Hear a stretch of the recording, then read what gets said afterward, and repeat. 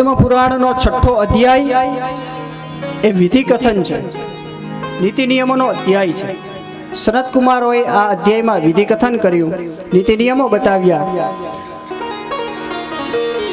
કેવા સ્થળે કથા કરવી જોઈએ એ સ્થળ બતાવ્યું. કોઈ મંદિર હોય, કોઈ તીર્થ હોય, કોઈ નદી કિનારે હોય અથવા તો ખુલ્લા મેદાનમાં હોય, ત્યાં કથાનું સ્થળ રાખવાનું, કથાની જાહેરાત વિધિવત કરવાની. જેવી રીતે પોતાના દીકરાના કે પોતાના સંતાનોના લગ્ન કરીએ એમાં જેટલો ખર્ચો કરીએ એટલો ભાગવત કથામાં ખર્ચ કરવો, એવું શાસ્ત્રમાં લખ્યું છે.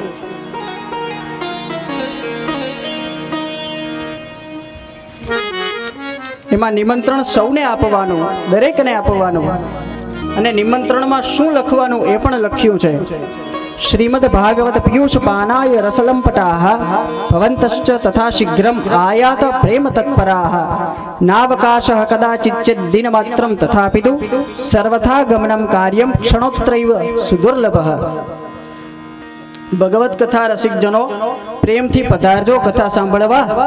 કદાચ બધા દિવસ ન આવી શકો તો એક દિવસ તો જરૂર આવજો, કારણ કે સર્વથા ગમનમ કાર્યમ ક્ષણોત્રૈવ સુદુર્લભ. અહીંયા ગુજારેલી એક ક્ષણ પણ અતિ દુર્લભ છે. વક્તાની યોગ્યતા બતાવી, ક્વોલિફિકેશન્સ બતાવ્યા, વક્તા કેવો નક્કી કરવો એ બતાવ્યું. ગમે એને નહીં બેસાડી દેવાનો, કોને બેસાડવો, કેવો હોવો જોઈએ, વક્તા કેવો હોવો જોઈએ, શ્રોતાની ભૂમિકા શું, એ દરેક વસ્તુ બતાવી છે શ્રીમદ ભાગવત મહાત્મ્યના 6થા અધ્યાયમાં.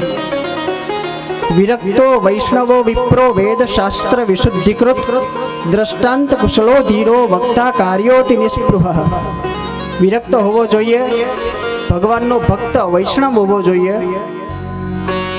વિપ્ર હોવો જોઈએ, વિવેક પ્રધાન જેનું જીવન છે, બ્રાહ્મણ હોવો જોઈએ. સારું સારું બોલતા આવડે છે એટલે બેસાડી દેવો એમ નહીં, બ્રાહ્મણ હોવો જોઈએ. પૂજ્ય ડોંગરેજી મહારાજ એ હંમેશા પોતાની કથામાં કહેતા, ભેંસ ગમે એટલું દૂધ આપે, ભેંસને આપણે માતા માનતા નથી, આપણે ગાયને માતા માનીએ છીએ. કારણ ગાયનું દૂધ એ વાત્સલ્યથી આવે છે.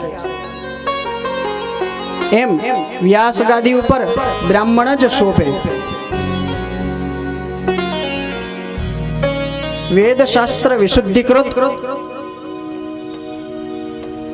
વેદ શાસ્ત્રમાં પારંગત હોવો જોઈએ.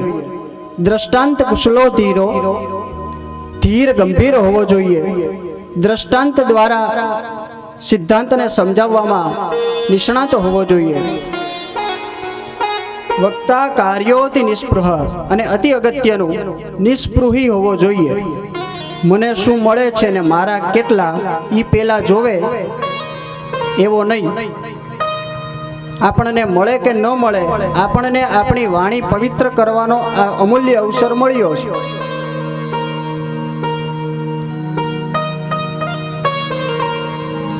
અતિ નિસ્પૃહી હોવો જોઈએ. કથાને વેચે એવો નહીં, વહેંચે એવો હોવો જોઈએ.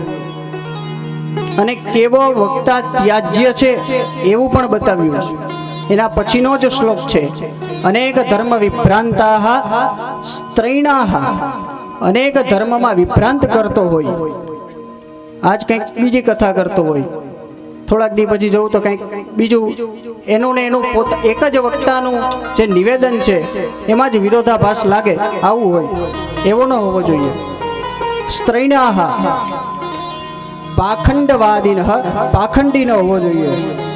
સુખશાસ્ત્ર તથોચ્ચારે ત્યાજ્યાસ્તે યદિ પંડિતાઃ. પંડિત હોય તોય શું, આવા વક્તા ત્યાજ્ય છે.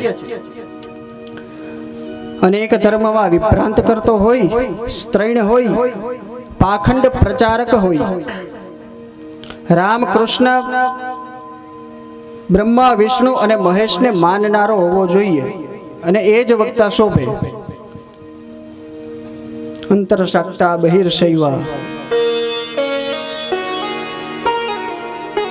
પાઠક બ્રાહ્મણ રાખવાના, જાપક બ્રાહ્મણ રાખવાના, ભગવાનનું સ્થાપન કરી ષોડશોપચાર આદિથી પૂજા કરવાની. કથાનો સમય એ પણ બતાવ્યો છે. નિયમ તો એવો છે, આ સૂર્યોદયમ આરભ્ય સાર્ધત્રી પ્રહરાંતકમ, સૂર્યોદયથી આરંભ કરી અને 3.5 પ્રહર એટલે કે 10.5 કલાક દરરોજના. કાલથી તમે કહેતા હોય તો આપણે એ ચાલુ કરીએ. દરરોજ સવારથી સૂર્યોદયથી આરંભ કરી અને છેક 10.5 કલાક સુધી કથા કરશું. તમે બેઠશો, તમે આવશો. મધ્યાહ્ને ઘટિકાદ્વયમ, બપોરે 2 ઘડી એટલે કે 48 મિનિટનો વિરામ. પછી શ્રોતાના નિયમો બતાવ્યા. ઉપવાસ કરવું, એ ન થઈ શકે તો એકટાણું કરવું, એ ન થઈ શકે તો 2 ટાણા જમી અને કથામાં બેસવું. બ્રહ્મચર્ય પાલન કરવું, નખરુવાડાનું છેદન ન કરવું. 7-8 દિવસ સુધી ભૂમિશયન કરવું. કામ, ક્રોધ, લોભ, મોહ આદિથી રહિત થવું. સત્ય, તપ, દયા અને પવિત્રતા રાખવાની. આ અધ્યાય જેમ ડોક્ટર દર્દીને દવા આપી અને પછી બતાવે કે પથ્ય આટલા પાડવાના, ચરી પાડવાની, આ એ પ્રકારનો અધ્યાય છે. અંતમાં શ્રી સુખદેવજી પધાર્યા. સૌએ પ્રાર્થના કરી એટલે વચનામૃત કર્યા.